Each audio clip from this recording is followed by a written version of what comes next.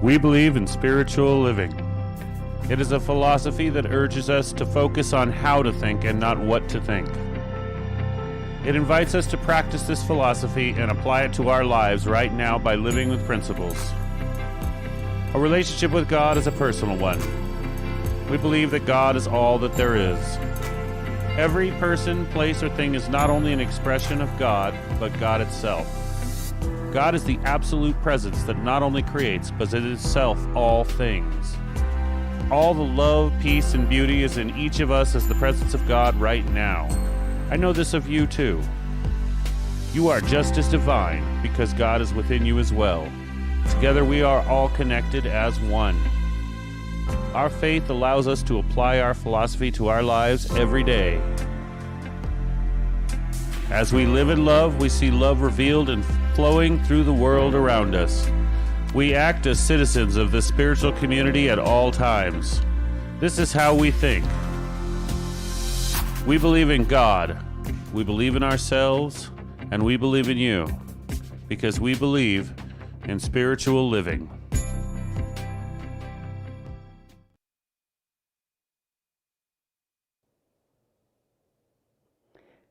In this very moment, right here and right now, we are gathered together in our spiritual home to receive our spiritual substance. I recognize the Spirit, the presence, that power is right here with us in this very room. It's God. It's God is all there is. God is everywhere present. God is our guiding light. That oneness, that is God, is within and surrounds each one of us. I know that Spirit's presence fills this room with love and joy and peace and harmony and grace. I bless Adrian, our media technician, as the service flows with smooth and grace, for the musicians whose words and voices enhance our service. I bless Reverend Nash, as she is a vessel through which God speaks and sends its message. Knowing that the theme for today is stepping out and stepping up is what we are called to do today, right now, and for the rest of our lives. As we listen to the lesson and hear the message, we know that Spirit is speaking to us. We know what is ours to do. It is the complete and abiding faith in oneness and goodness of life. We know that we are surrounded by the universal mind, which reacts to our thoughts and always according to the law.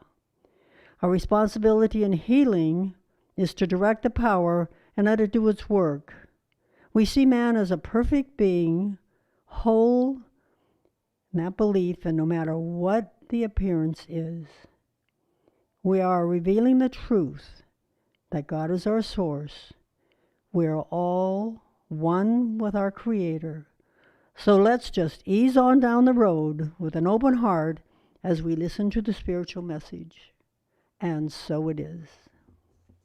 And so it is. Thank you, Evonne. What a delight it is to be here this morning. Are you ready to ease on down the road? I know I certainly am. I want to thank, first of all, before I begin, this beautiful, it's not a lily, it's a orchid, a beautiful orchid plant that a wonderful, delightful angel brought in this morning before we started the service this morning. So I just want to say thank you, a special thank you to that wonderful angel that showed up. So we're going to step out, we're going to step up. So our lesson today is stepping out, stepping up. And certainly the global theme for this particular year is timeless wisdom, evolutionary vision. So as we move into the theme, which has been consistent this month, the month of April, is stepping into the unknown. I think about the unknown quite often, to be honest with you, especially after the first Sunday of this month, which was Easter Sunday. And I began to think about very seriously and very deeply what that Easter story truly represents, and what is it truly all about in my life, in your life. So we're going to move on down the road, essentially through the weeks that you have spent in listening to the lessons that abide within this process of stepping into the unknown. So today we're going to clarify what might draw us in as a spiritual awakening. Just allow that to just resonate within yourself. We're going to step into the unknown to just look long enough to remember the mystery programs that came through the radio years ago when I was a little girl, and it was called Only the Shadow Knows. and Evonne is shaking her head. She's well aware of that. And you know, the more that I think about that, I believe at that time, and I'm not going to date myself, but early days of radio, that the word God wasn't necessarily used, so they used personifications such as shadow.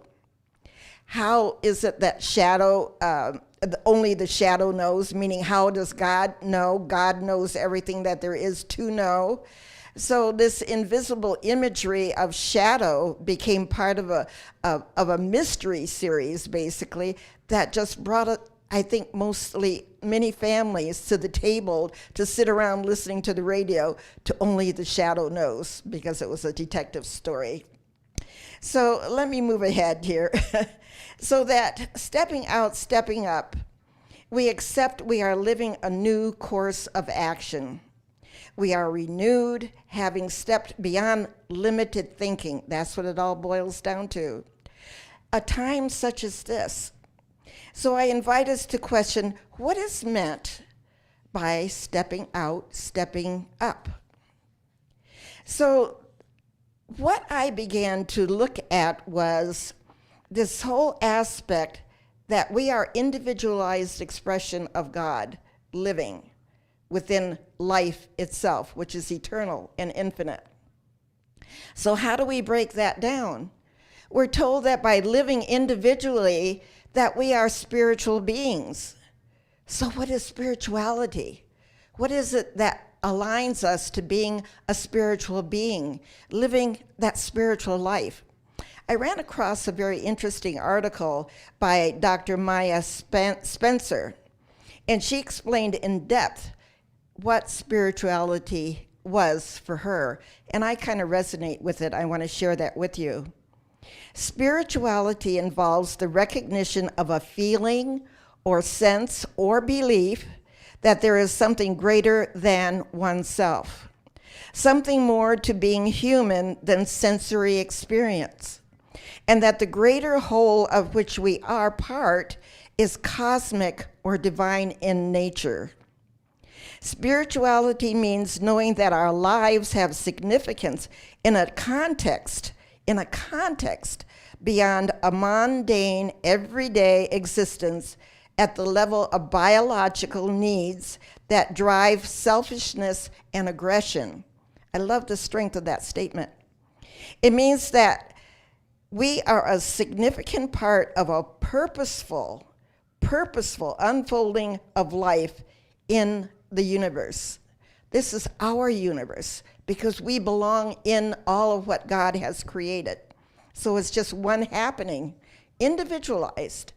So who you are is all about who you be. I like to reference that. Who do I be in order to do my living? And it's true for each one of you. And you might ask yourself that. Who do I be that shows up in the world to do what it is that we are to do? So Pearl Anderson has a statement that she would like to read. Pearl, are you there with us to read that statement? I think, Adrian stepped out. So we'll catch you in a little bit. Essentially, know that there is an unlimited, all-intelligent power within you that can use now. Hold on just a sec. She can speak. Oh, she can speak. She's speaking. Yeah, I just don't hear it. I can't hear it. Okay, sorry. Okay. Will you let me know when she's through? Go ahead. You'll let me know when she's through? Yeah. Okay. Go ahead, bro. Say go ahead. Go ahead, Pearl. Thank you for being there.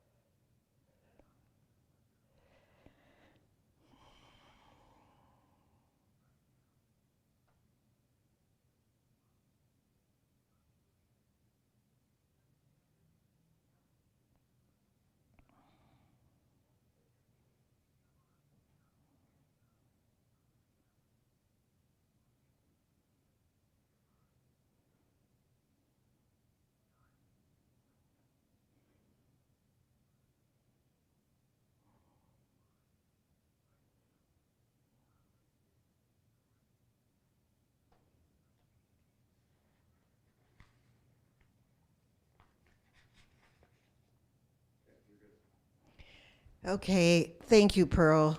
I appreciate it. It's kind of a new process today, so just bear with us as we move on down the road. So we're just going to kind of take this in stride and just easily move within this flow. So let us translate the words that Pearl has shared with us, that there is an unlimited, all-intelligent power that lives and breathes within each one of us. And the great news is for us to know that so that we can use this intelligence. So to translate these passages of wisdom thought into right here, right now application, it enables each of us to step up and step out.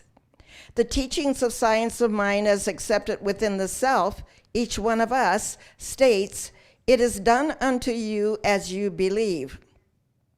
Therefore, there is one life, one mind, ever present within each and every one of us as individuals. We are each individualized expressions of the one.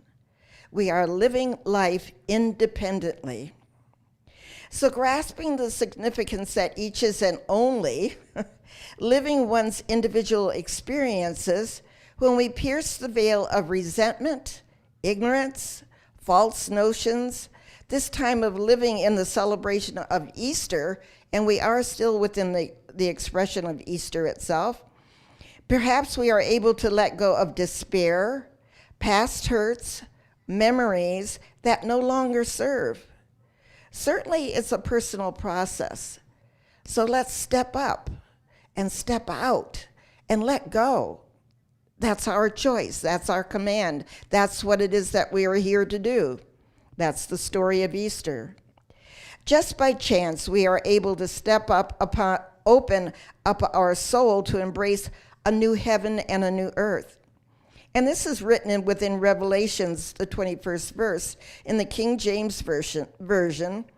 "And I saw a new heaven and a new earth, for the first heaven and the first earth were passed away, and there was no more." Again, a personal action choice. So I invite you to go and release shame and blame. You can take a deep breath. The beautiful meditation that Evonne took us through this morning brings us to that point, just shutting down, taking that breath, centering within oneself, and realize that the thoughts that are trickling through our brain, through our thoughts that are affecting our emotions, are all a part of what it is that we have constructed within ourselves. So if there's any type of attitude that is out of the element of what you consider God's presence and love to be, simply let it go. Why entertain that which creates harm and misery and suffering in your life? You're at choice. We each are. So the meditation was very clear about that Evonne brought to us. And I believe out of the Science of Mind on page 531, this reference is so appropriate. I arise and go forth into the dawn of a new day. Each time we release that which no longer serves, it's a new day. It's a new thought. It's a new action. I oftentimes ask people when it is that they're stuck, when we are sitting in conversation and talking about spiritual matters. Everything is spiritual, no matter what the discussion is. It's a spiritual matter. To look at your watch, to look at the clock, and realize that that movement, that energy, that indicator is going tick, tick, tick forward. So claim the right within yourself to let go, to step up, to recognize that time only moves one way. We as humans, in our misery, in our default imagery, we tend to get stuck. I use the word constipated. We become constipated in our experiences of everyday living. And what we do, rather than move forward in our stuckness, we begin to regress or regret essentially all of what it is that we have not released and let go of. And after a while, that stack pile becomes a mountain. And that mountain is built up at a pebble at a time. So if we begin to recognize that we are the power and the authority of our own lives, that we truly can step up, to step out in faith and let God be the essence and the truth of who we are. So it's important to realize, where is my comfort zone? Am I comfortable with feeling all jammed up with a lot of yesterdays, a lot of regrets? Or am I more comfortable about saying, it's a new day. It's a new heaven and a new earth that I'm going to create. And I have the power, the authority within me to make that commitment and decision, because I'm a religious scientist. And I believe in the power of good. I believe in the essence of spirit moving through me. And in that truth, I live, move, and have my being. That there's more a part of my life living that is greater than the little aspects that I'm holding on to. So we move into the greater experiences of who we are. Excuse me. So let us refresh our knowing. One life living within each one as an individual. The individual is a living, emotional, physical, financial, and awakening individual. Each of us is unique, living on purpose that no other person on the planet can fulfill. Did you know that who you are is designed specifically to show up in life, that no one else can duplicate you, replicate you? Try to say both those words at once. That no one else can duplicate you. So why not celebrate the uniqueness of you? Why attempt to be like someone else? It won't work. It never will. That's something we just need to know. So if you choose, and it is a self-choice declaration, to play small, the self nor others around you benefits from the unique gifts only you contribute to the infinite eternal life. You contribute, you, within life itself. Again, livingness, your beingness, is individualized, personal. I encourage you to get over yourself. Step out in faith. Step up in faith. Believe consciousness is the truth of who you are. Be by self-design.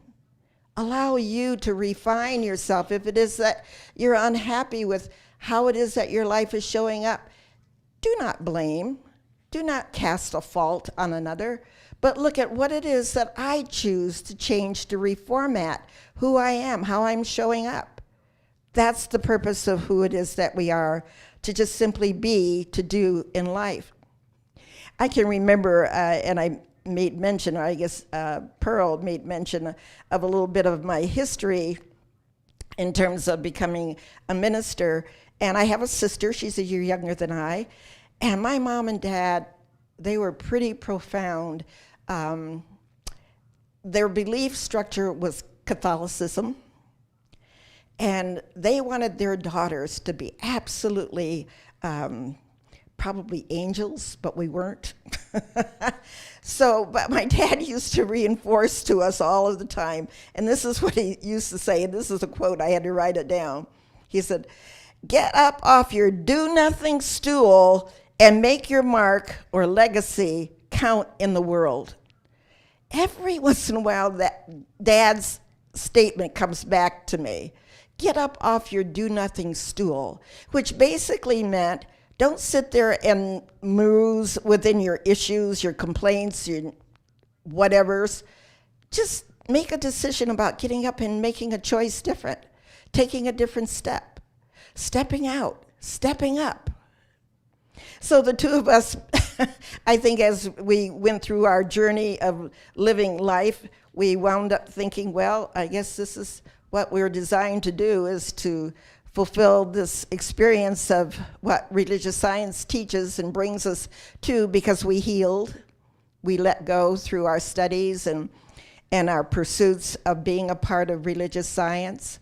It became very much home in our heart, in our being, led us into practitioner studies, led us on through probably 10 years I lived as a practitioner.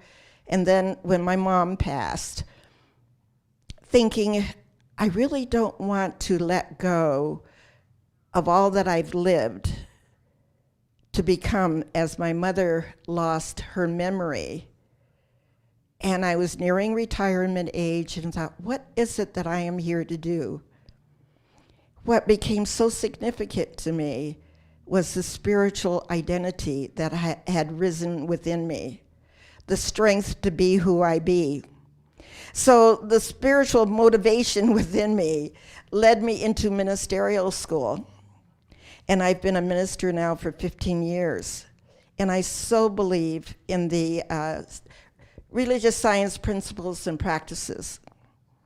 They not only saved my life, but I'm gifted to be able to assist others in looking at their own lives to save their life. That's the agreement. That's the agreement. So in closing our time together this morning, there are 4 questions I might ask each of you to consider as you step up, as you step out into your greatness. Remember this motion of, again, I'm going to draw the analogy of the clock ticking forward second by second. Every beat of that clock, every tick of that clock provides an opportunity for us to recognize this is a moment that I can step into my greatness. And the my is how you self-design who you